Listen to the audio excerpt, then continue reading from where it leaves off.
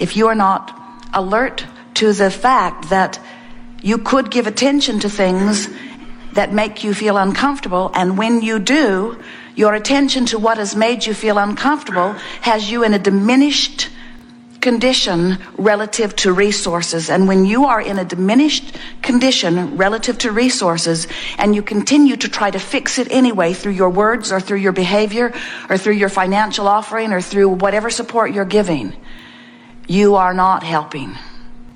You only help when you tune in and radiate an example of the place, the avenue, the way that those you want to help will also receive their benefit. It is through the clarity of your example of thriving that you give your greatest gift. So this falls into the category of when you do for others,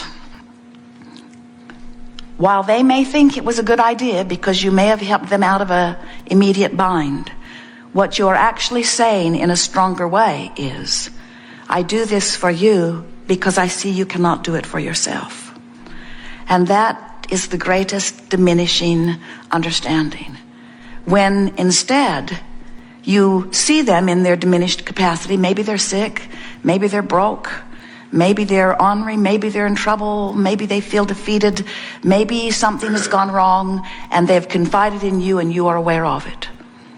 And as you become aware of it, what happens in your awareness of it is you begin to offer a different vibration, because as you see them, as you don't want to see them and as they don't want to be seen, you activate a vibration within you that separates you from the way the source within you sees them. Because the source within you sees them as they want to be always, as they have become vibrationally, not as they temporarily are in their current state. When Jesus healed them, it was because he saw them in their perfect state of wellness, not in their state of dripping illness. So when you see them in their diminished state, just by virtue of your attention to that and you're wanting to be there for them, you activate within yourself a vibration that's different from the vibration that the source within you is offering about the same subject, which means you use them as your excuse to pinch yourself off from who you are. Not a gift to them and not a gift to you. But in the process of your conversation with them, and we will say in the process of your step one conversation with them, you know what you don't want, so you know what you do want. You literally put a vibrational version of them, the new and improved version, because you've been privy to the conversation and the awareness of what's going on with them. You put a new and improved version of them in your vibrational escrow, a version that you now owe it to yourself and to them to live up to. You have to keep up with what life has caused you to become. And now you have become, because of your conversation with them, someone who sees them differently than you did before. Because when you know what you don't want, you know what you do want. You have crafted, you have created a new vibrational reality relative to them. And the larger part of you has already become it. So now you have seen a glimpse of their success. You've got to give your undivided attention to that success, or two things not wanted will happen. You'll be diminished, and so will they. You can't create in their reality. But when you hold someone as your object of attention and you don't feel good while you do it, you are not the influencer for upliftment that you were born to be. And law of attraction responds to whatever you're feeling. Haven't you ever walked into a room and known that there was a negative conversation going on about you before you walked in? Does that ever happen? You walked in, suddenly everybody stopped talking. And they had that, I just ate the canary smile on their face. And even if you didn't have a visual on it, you can feel it because there's something screwy going on in the vibration. You can always feel those things. Have you ever walked into an environment where someone is loving you? Oh, what a nice feeling that is. So what we are getting at here is all day, every day, you have two options. And really, only two options about whatever the subject that's active within you is. Whether you're remembering the past or focusing upon something in your now or anticipating the future, you have two options. You can play it up to something that feels better or play it down to something that feels worse. You can't find the best feeling thought that you've ever thought about it, maybe in this moment, nor are you likely to find the worst feeling thought you've ever thought about it in this moment. You don't have access to that broad of a range because law of attraction doesn't give you access to that broad of a range.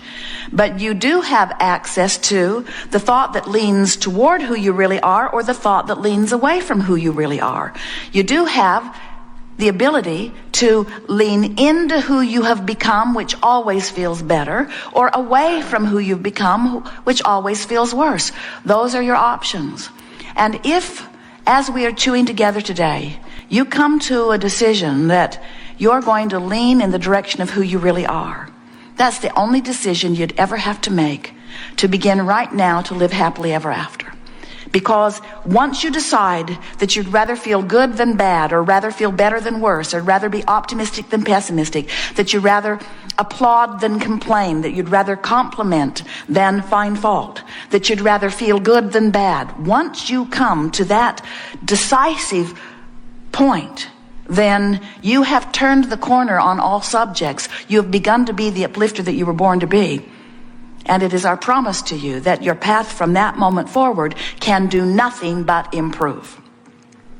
But many of you have been born into an environment where you have for a while, maybe for a long while, been beating the drum of false premises. You've been born into a reality where people are sifting through contrast and often not where they want to be, and then coming to incorrect and erroneous assumptions about why they stand in the place they don't want to be. So you gather up a bunch of premises that you use as the basis of your life that are not accurate premises. They don't jive with the laws of the universe. They don't jive with an understanding of worthiness. They lean toward an idea that you're not worthy, here to prove worthiness. You have things such as, without pain there is no gain. That's a false premise. You say things like, it's better to give than to receive. Couldn't be more screwy. If you give before you have received, you have nothing to give. You will be depleted, you see. Then there's the chicken and the egg thing. That's another one. Let's see. There are several false premises that you try to adhere to or use as the basis of your experience that do not serve you. You say things like,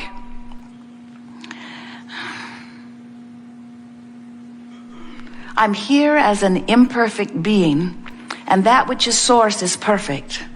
And if I jump through these hoops, I will catch up. And in my flawed beingness, if I struggle hard enough and work long enough, just maybe, depending upon what circle of religion I stand in, when I croak, it'll turn out good for me. But there's so much inconsistency in that now almost everyone you know is terrified of dying because you don't think you're ready. There are people who really don't want to be in their physical bodies anymore that hang on because they're not sure it might be worse later. That's a false premise. When you reemerge into non-physical, you release all doubt and fear and all resistance. And you become that being that life has caused you to become. The exhilaration in releasing resistance cannot even begin to be described in your physical terms. What you call death experience, we call it croaking. We like to be as disrespectful of the idea of death and endedness as we can. Those are false premises that hinder your approach to life experience. There's another one. It's, I must face the truth. I must tell the truth. I must tell it like it is. I must give my undivided attention to what is right now. And in order to be honest, I must make sure that everyone who comes near me knows that I see it this way. How are you doing? Terrible. Did you get that job? No. I'm as broke as I was the last time you asked me. How's your relationship? Terrible. She's still mean to me every day. She makes me do stuff I don't want to do. How's your employer? Well, he hasn't been hit by that truck yet. I'm still working on that. In other words, there is this, oh well, we are exaggerating only slightly, because often you don't say those things because they're frowned upon. That's another false premise. You can feel things deeply, but as long as you don't say them out loud, it won't cause you any problem. Because it's only when you say them out loud that other people hear them and respond to them. Well, is that true? Or can you feel what was going on when you walked in the room? Can you keep vibrational secrets from others? Can you keep it from the universe? Can you keep the vibration that you're offering and the way you feel a secret from law of attraction that is responding to your vibration? You can't, can you? So there are so many false and screwy premises that people have been dabbling in, listening to, trying to conform to, and then when they don't get any kind of consistent results, then they assume the greatest false premise of all. I must not be worthy, because if I were worthy, things would be going better for me. And that one, oh, that's a killer. In other words, that's the one that cripples you the most.